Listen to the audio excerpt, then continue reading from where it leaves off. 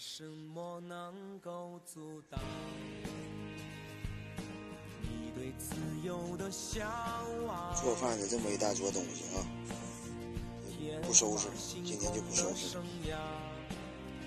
然后帐篷在这里搭好了，这是遇到的自驾的大哥。我看一下今天做的这个饭，大家有没有知道这是什么？这个东西只有河北人才知道。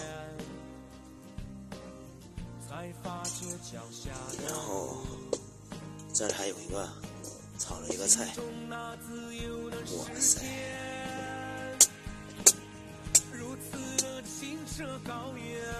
火开大一点。盛开着永不凋零那年华。到你说了。对。